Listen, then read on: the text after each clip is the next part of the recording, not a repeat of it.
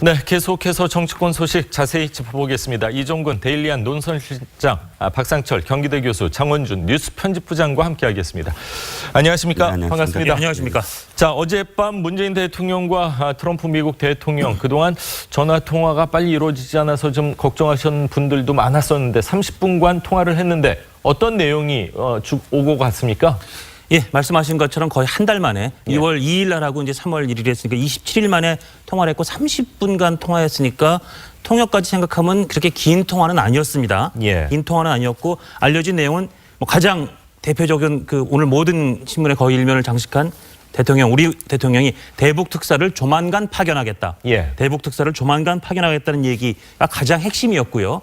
여기에 대해서 이제 트럼프 대통령이 한 이야기는 우리 정부에서 발표한 거에 거의 잘 안 들어있는데 그럼 다녀와서 얘기를 잘 들려달라 그 정도 결과를 알려달라는 정도만 전해진 거로 돼 있고 트럼프 대통령이 어떤 입장을 표시했는지는 자세한 내용은 잘 알려지지 않았습니다. 예. 대북 특사를 보내겠다. 물론 또 이번에 와줘서 고맙다. 그리고 이제 이방카도 보내줘서 고맙다는 얘기도 우리 대통령이 하셨고 김여정 보냈으니까 답방 형식으로 보낸다는 그런 얘기인데 트럼프 대통령 얘기가 많이 안 전해진 걸로 봐서는 트럼프 대통령 그냥 대부분 듣기만 한 것 같습니다. 추정컨대 듣기만 한 것 같고 그래서 아직 좀 이따 우리 패널들 말씀에도 나오겠지만 한국과 미국 사이에 이렇게 지금 이제 평창이 끝나고 난 후 예. 평창이라는 일종의 축제가 끝나고 난 후의 새로운 조율이 아주 이렇게 순조롭게 되는 것 같지는 않다. 그런 걱정이 조금씩은 듭니다. 그렇군요. 예. 자, 일각에서는 대북 특사보다는 미국에 대한 특사가 더 급한 거 아니냐. 미국과 한국의 대화와 이 조율이 더 시급한 문제인데 지금 이 시기 적절한 시기라고 보십니까? 아니면은 정말 이낙연 총리께서도 말씀하신 것처럼 미국에 대한 특사가 더 시급한 것이 아닌가?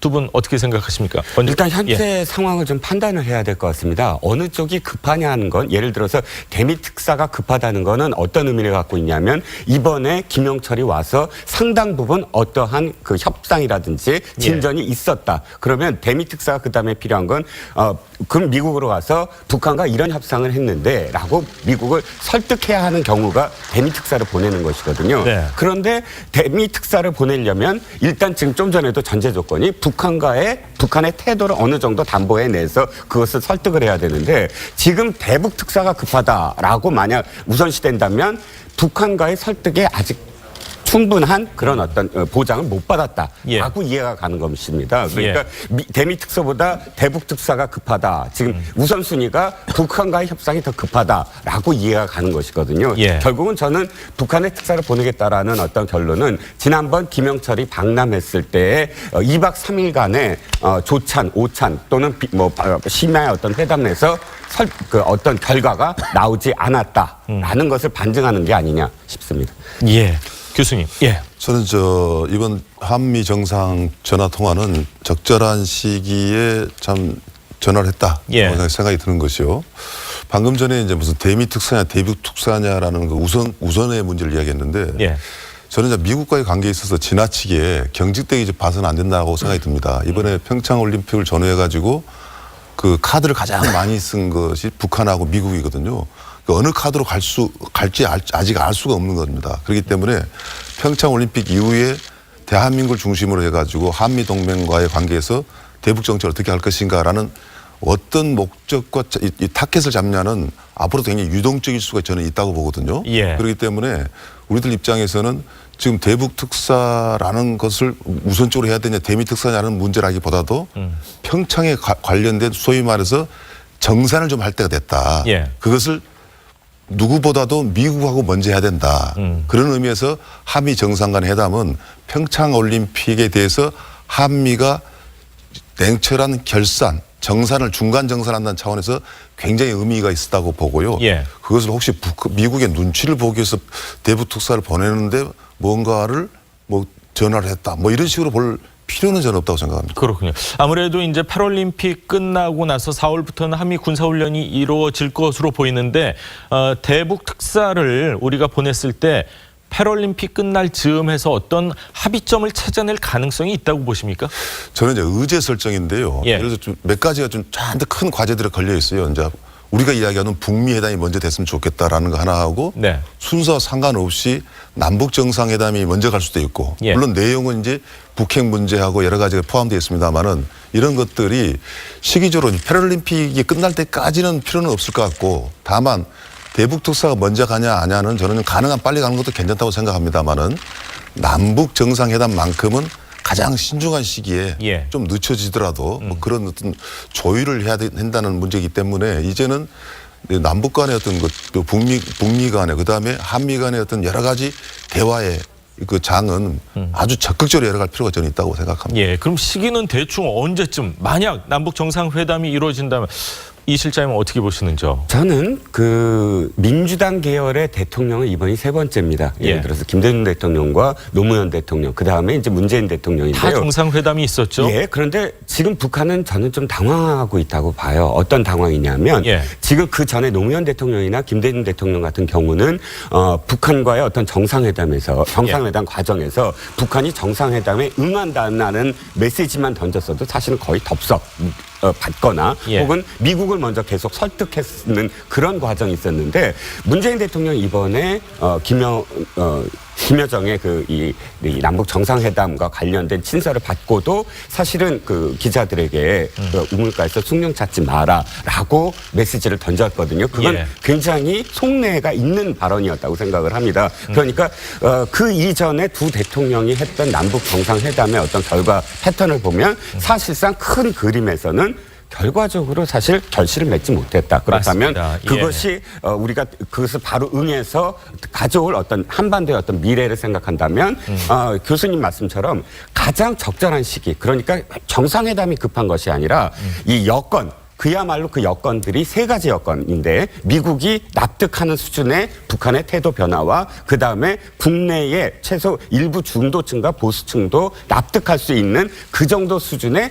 환경이 조성돼야만 정상회담이 가능하다라는 인식. 그것이야말로 사실 그 전에 두 대통령과 좀 다른 인식이 아닌가. 그렇군요. 두 분 말씀을 들어보니까 어떤 결과물을 확실히 도출할 수 있을 때 남북 정상회담이 개최되는 것이 가장 바람직하다 이렇게 생각이 되는데 자, 문재인 정부의 첫 대북 특사 과연 누가 될지도 관심입니다. 대표적인 대북통이죠. 성 국정원장이 유력하다는 얘기도 나오고 있는데 다른 분들도 얘기가 지금 나오고 있는데 자, 성 국정원장 인사청문회 당시 이야기를 잠시 들어보시죠.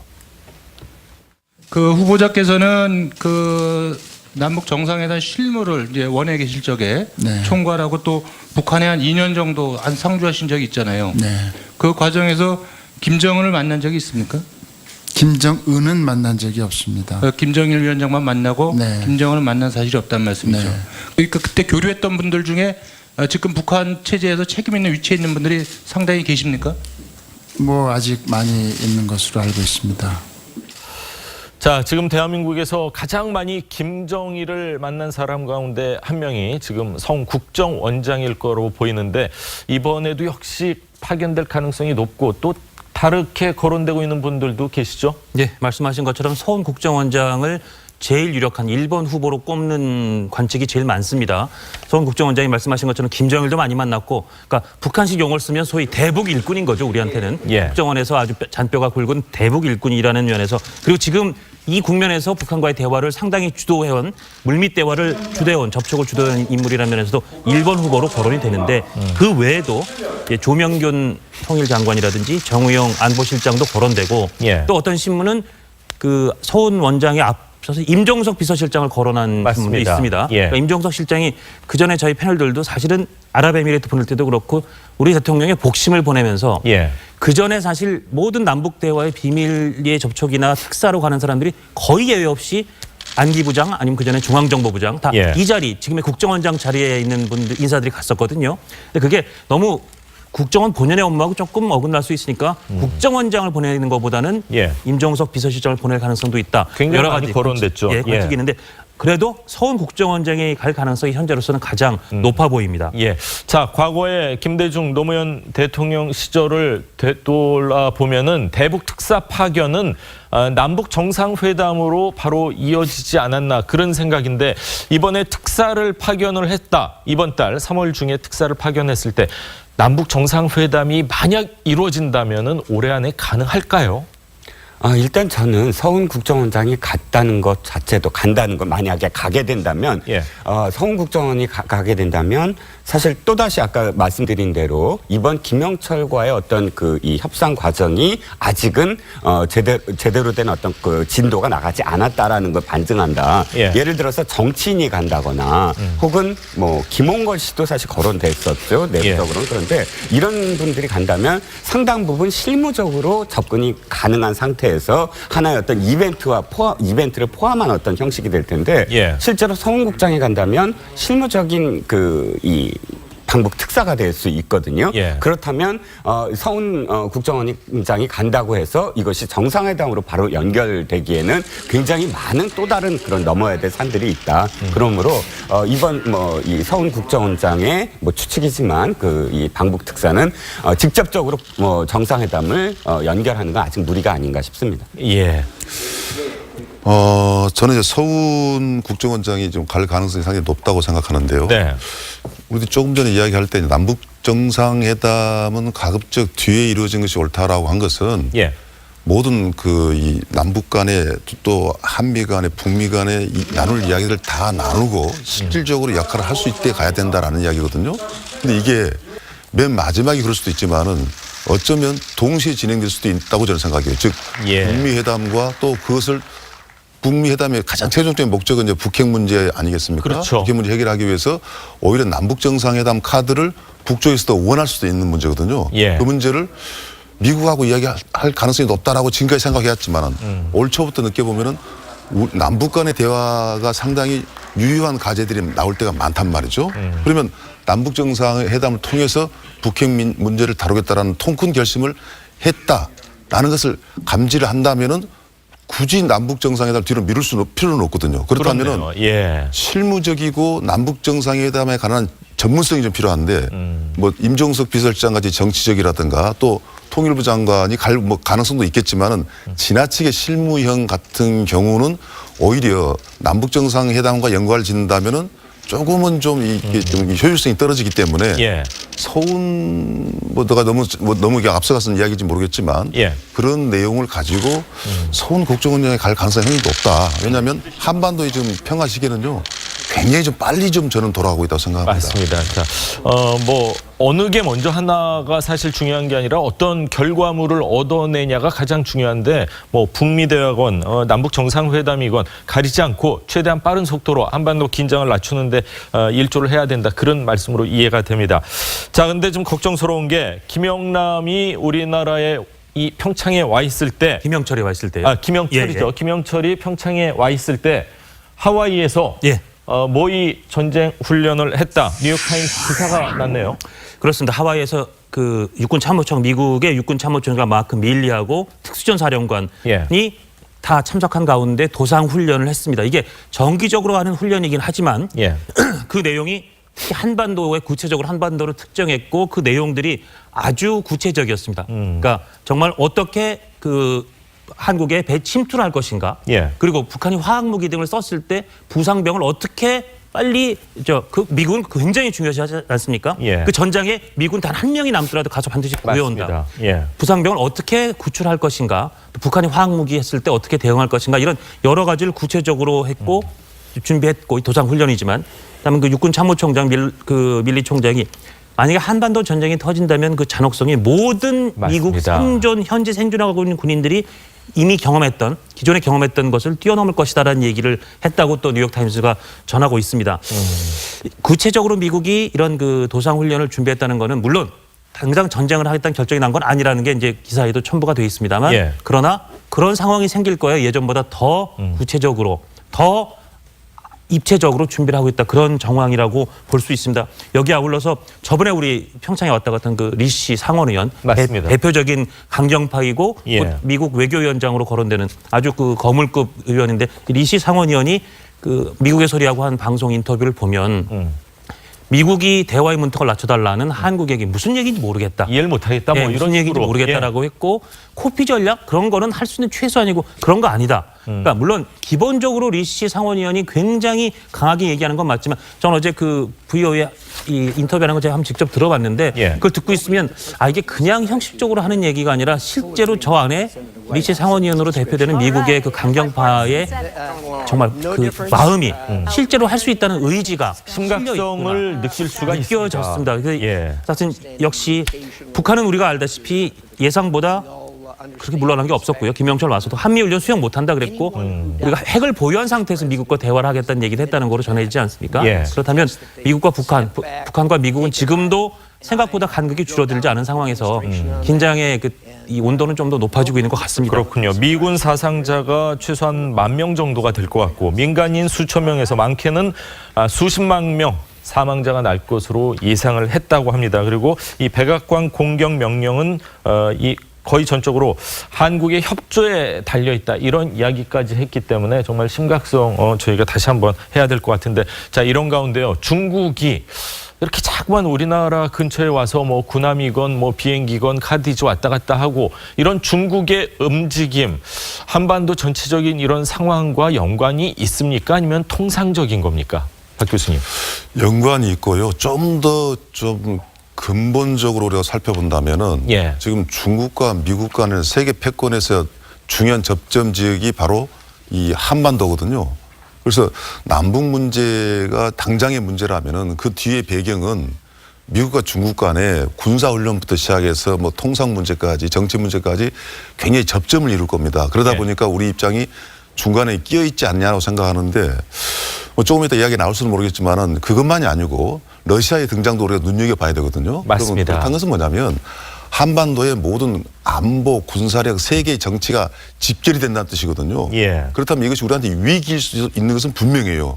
그럼에도 불구하고 이것이 위기가 아닐 수 있는 가능성도 매우 높기 때문에 예. 우리 입장에서는 예를 들어 한일 관계도 그렇습니다. 우리 역사적 관계 같은 경우는 강경의 선을 그어가야 되지만 만약에 안보 문제로 판이 갔을 때 예. 러시아의 등장이 강력하게 우리한테 좋지 않은 방향으로 갔다 할 때는 또 일본을 활용해야 되고 그런 문제이기 때문에 우리가 어느 선에 중국의 등장이 우리한테 불리하냐 유리하냐 결코 유리하지는 않겠지만은 예. 어떻게 활용해야 되는가에 대한 굉장히 눈여겨보고 이렇게 효율적인 외교 안보 정책을 구사하는 그런 노력이 필요하고 그랬을 때 저는 그것이 이제 저는 먹게 든다는 문제이기 때문에 예. 중국의 어떤 한 액션을 가지고 이것은 무엇이다라고 결론 질 게 아니라 또 미국의 어떤 대응도 보고 뭐 이런 뭐 게임이라고 표현해서 약간 느슨한 이야기입니다만은 예. 그런 것이 이미 한반도에는 이미 진행이 되고 있다라고 우리가 눈여겨볼 필요가 있을 것 같습니다. 예, 지금 뭐 중국뿐만이 아니라 러시아 푸틴 대통령이 어떠한 방어망도 뚫을 수 있는 핵 추진 미사일 개발에 성공했다. 미국이건 서방이건 내 얘기 들어라. 이게 어떻게 보면은 한반도 문제와 어떻게 보면 약간은 소외돼 있는 러시아의 목소리를 높이는 효과가 있지 않나 하는 생각인데 이 실장님은 어떻게 네, 보시는지요? 그렇기도 하거니와 예. 사실 그 문제는 지금 미국에서 이미 이제 핵 태세 보고서를 8년마다 한 번씩 이제 보고서를 냅니다. 그건 이제 앞으로 8년 동안 미국이 핵과 관련된 정책을 어떻게 하느냐의 이 기본이 되는 어떤 초안인데 자 그러면 제임스 매티스 국방장관이 만든 그런 핵 태세 보고서에 의하면 사실 그 전에 8년 전 2010년에 냈던 오바마 정부 시절의 핵 태세 보고서는 사실상 핵을 억제하는 데 초점이 맞춰져 있었어요. 그런데 이번 핵 태세 보고서는 다릅니다.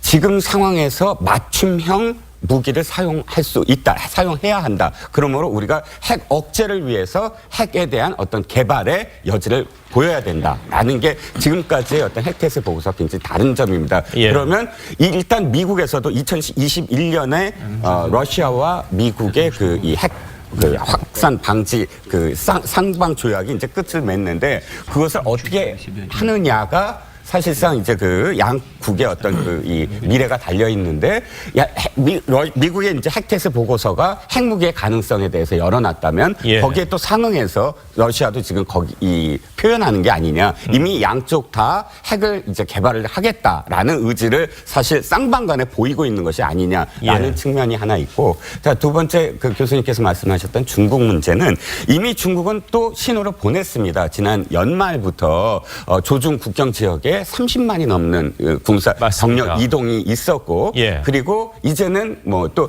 한 가지는 EEZ 배타적 경제 수역에서 남해 특히나 2호도를 중심으로 해서는 이미 뭐 굉장히 많은 횟수에 하루에도 수십 번씩 그런 이 배와 또는 항공에서 그러니까 바다와 항공에서 우리의 이 배타적 경제 수역이라든지 침범한 거는 비일비재 해왔거든요. 예, 지난해에 비해서 뭐 8배 정도 늘었다고 네, 그러더라고요. 그렇습니다. 예. 한 이번에 울릉도까지 예. 한 것은 사실 극히 드문 일이죠. 왜냐하면 예. 남해안을 돌아서 동해안으로 가는 것이니까. 자, 이것은 절대적으로 지금 이 한반도를 둘러싼 이 군사적인 지형이 굉장히 위험한 지형이 있다라는 것은 충분히 우리가 인식을 할 수 있고 예. 또 정찰기를 보냈다는 것은 정찰하기 위함이겠죠. 정찰하기 위함이라는 것은 곧 이 주1 기지라든지 주한 기지와의 어떤 그 상황을 전체적으로 판단을 하고 그 다음에 그렇게 도발을 했을 때 어떠한 대응이 오는지에 대해서도 체크를 하고 그 상황은 사실 교수님 말씀에 제가 동의하는 것은 굉장히 우리에게 유리하지 않다라는 것이죠. 예. 네, 교수님 제가 뭐- 조금만 더 말을 좀 첨가하시고 예, 짧게 싶은요. 부탁드리겠습니다. 잘못하면은 야 이러다 우리 전쟁 나는 게 아니냐라고 네. 국민들이 우려할 수가 있거든요.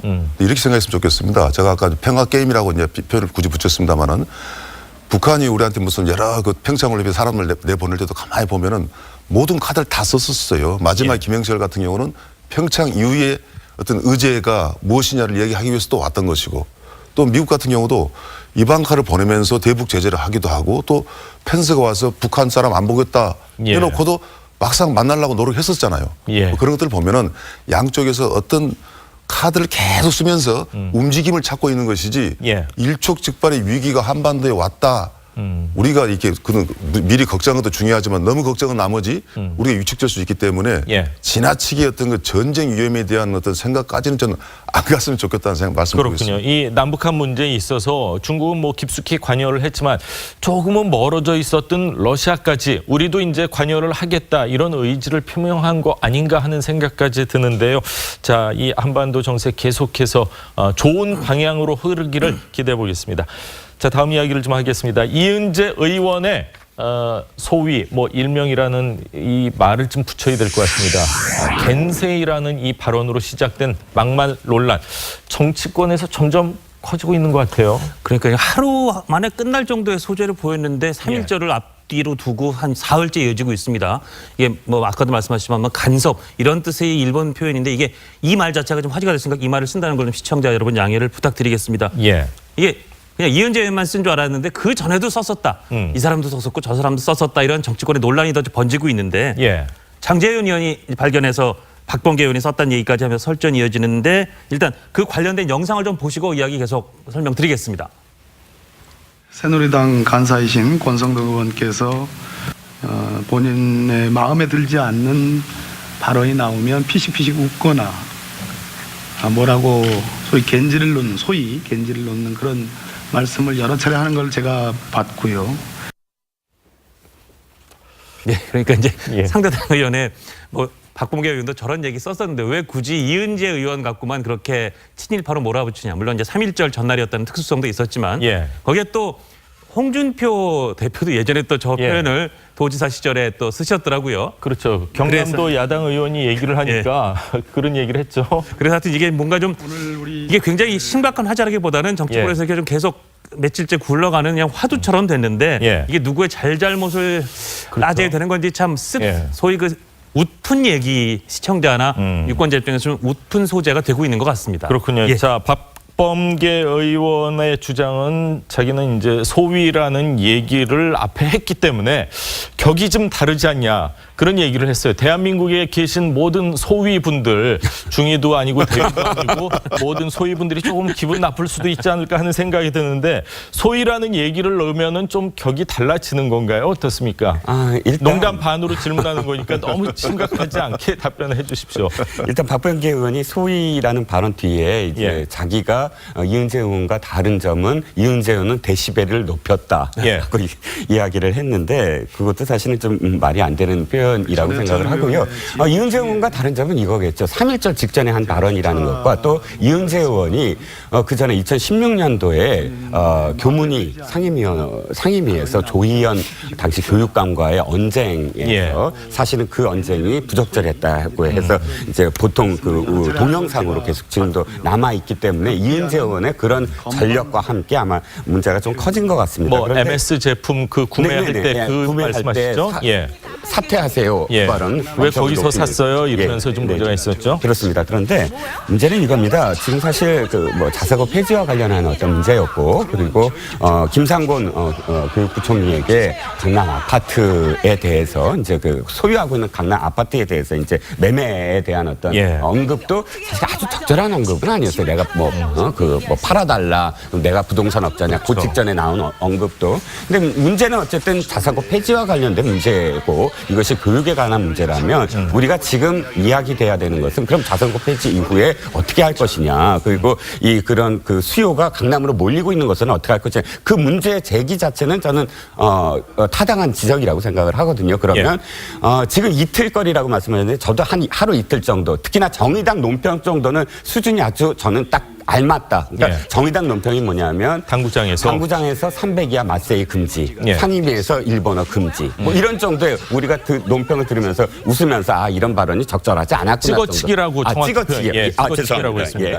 찍어치기라고 했습니다. 어쨌든 그래서 그 정도의 이렇게 일단 웃으면서 그냥 넘어갈 수 있는 정도의 이야기인데 문제는 양 진영, 그러니까 양 당이 사실은 정책 갖고 싸우는 것보다 지금 말싸움 갖고 싸우는 것이 훨씬 더 증폭된 어떤 효과가 있다. 그래서 야당도 지금 그것을 맞받아치고 도리어 이게 뭐가 문제냐라고 맞받아치고 하는 것 자체가 사실 양 진영의 이해관계가 지금 맞지 않느냐. 그렇군요. 이런 생각이 듭니다. 박 교수님. 겐세이란 말 썼다고 우리가 그 사람을 친일파라고 보지는 않지 않습니까? 맞습니다. 저급하고 저질적인 말을 쓰고 내용도 없는 행동을 하기 때문에 우리가 정치권을 비판하는데 그중에서도 홍준표 자유한국당의 마지막 답변은 참 듣기 안 좋더라고요. 아니 세계화 시대에 무슨 외국말 쓰면 어떠냐. 뭐 미투도 그러면 나도 당했다라고 해야 되냐. 라는 식으로 이야기를 막 번져나가니까 너무 엉터리라는 생각이 드는 겁니다. 국민들이 아마 그럴 거예요. 처음에는 겐세이란 말이 화낸 사람 없어요. 역시 수준이 저렇구나. 그래서 오직하면 국회의원하고 처음 본 사람 중에서 누가 더 믿을 만하냐 하면 많은 국민들이 처음 본 사람이 차라리 믿을 만하다고 이야기를 하거든요. 왜 그러냐면 정치인들은 저런갑다라고 그러는 거예요. 이것은 여야 간의 공방을 펼칠 일이 아니라 스스로들 앞으로 이런 말 하지 말자라는 걸로 했으면 좋겠지. 한마디 했다고 해서 막 과거 거 찾아내고 뭐 변명하고 이런 모습은 참으로 보기 안 좋았습니다. 그렇군요. 저희가 또 찾다 보니까 한국당 홍준표 대표도 또 그 단어를 사용한 거를 어떻게 좀 찾았습니다. 이은재 의원을 약간은 옹호하는 듯한 그런 발언까지 했는데 잠시 보시죠. 지사 나오셔서 답변해 주시기 바랍니다. 답변 드리겠습니다. 원래 조선산업이라는 것은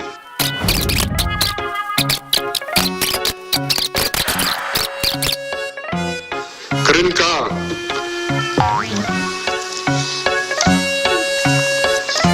짧게 하든 안 하든 이게 답변하는 시간은 제한이 없습니다.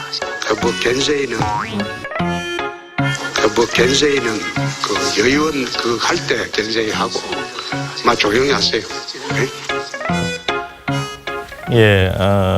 경남 도지사 시절에 이제 야당 의원이죠. 야당 의원이 이제 이렇게 자꾸만 끼어들고 질문을 과격하게 하고 그러다 보니까 이제 여당 의원 할 때 겐세이 해라 이런 얘기를 했는데 어떻게 보면은 이 이야기가 나왔던 근본적인 이유는 외고, 자사고, 특목고 우선 선발권 없애면서 다시 강남 8학군이 창궐을 하면서 집값도 오르고 전세값도 오르고 그거에 대한 질의를 하다 보니까 이 겐세이라는 단어가 나왔는데 이 혼란스러운 교육 정책은 온데간데 없이 남아있는 거는 겐세이만 나와 있지 않나 이런 생각이 드는데 좀 안타깝고 이런 문제에 있어서만큼은 저희도 이제 여기서 끝을 내야 되지 않을까 그런 생각입니다.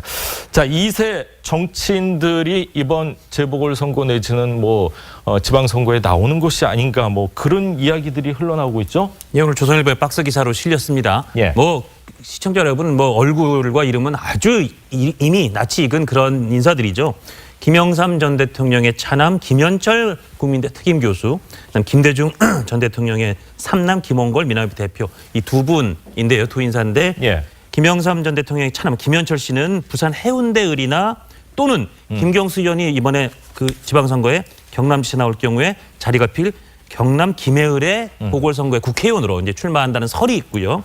김원걸 대표 상임위의장은 전남 영암 무안 신안 또는 박지원 의원이 전남지사에 나갈 경우에 자리가 비게 될 그 목포의 보궐 예. 국회의원으로 두 분 다 이제 국회의원 보궐 출마설이 있는 겁니다. 묶어서 하니까 얘기가 화제가 되는 거죠. 근데 모르겠습니다. 그 북한은 김정은이 물려받고 김여정이 오면 실세가 되는 거고 또 미국은 좀 특별한 대통령이 된다면은 특별한 딸이 와서 또 전 세계 이목을 끌고 하는 게 용납될 수 있는지 모르겠지만 우리나라는 사실 아버지 어머니 잘 둔 덕분에 그 아들 딸이 잘 나가는 거에 대한 굉장한 거부감이 있는 예. 그래서 일본만 하더라도 2세 정치인들이 많지만 우리가 상대적으로 이렇게 적은 상황에서 논란에 많이 휩싸였던 저 두 분이 나오는 게 과연 순풍이 될지 아니면 그 당에 이건 주로 이제 민주당 쪽인데 역풍이 될지는 조금 두고 봐야 된다. 아마 그런 고민들을 하고 있는 것 같습니다. 그렇군요. 저는 사실 방송 전에 김현철 씨 같은 경우는 자유한국당으로 나오는 거냐 이렇게 질문을 했더니 무슨 소리냐 어쩜 이렇게 정보가 늦냐 했는데 두 분 다 지금 더불어민주당 쪽에서 이야기가 흘러나오고 있는 것 같은데 가능성에 대해서 짧게 좀 논평을 해주십시오.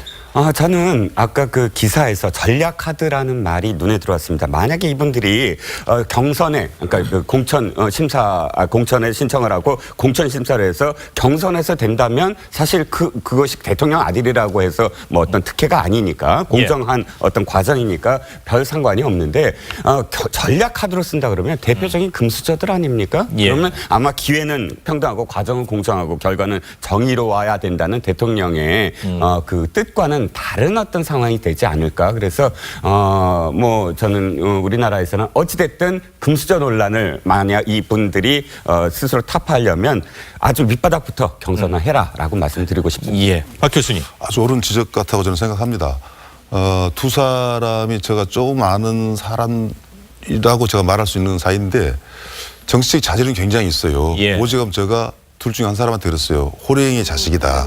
두 분 부모 다 대통령까지 했지 않습니까? 예. 정책 관계가 뛰어나요. 그리고 더불어민주당의 소속이지만은 어쨌든 대선 때 기여도 했었고 예. 또 지역도 자기들이 갈 만한 지역이 나왔단 말이죠. 그러나 여기서 중요한 것은 뭐냐면 자질도 있고 다 좋지만 더불어민주당을 위해서라도 예. 또 한국 정치 풍토를 위해서라도 방금 우리 이제 이 실장께서 이야기한 적당한 절차, 경선이면 경선이고 국민이 납득하고 그 지역에서 납득할 만한 절차는 반드시 걸쳐야 된다 말씀드리고 있습니다. 그러군요. 절차를 지켜야 된다. 모 아들이라고 그러셨죠? 예, 모르게 할게요. 아니 그게 아니라 아까 모 아들. 호랑이 아들. 예. 근데 아까 호랭이라고 하셨는데. 그랬어요? 예. 일본 말도 이제 가능하면 좀 쓰지 말고 가능하면 표준 말도 좀 쓰고 그러도록 하겠습니다. 자, 오늘 두 분 말씀 여기까지 듣겠습니다. 감사합니다.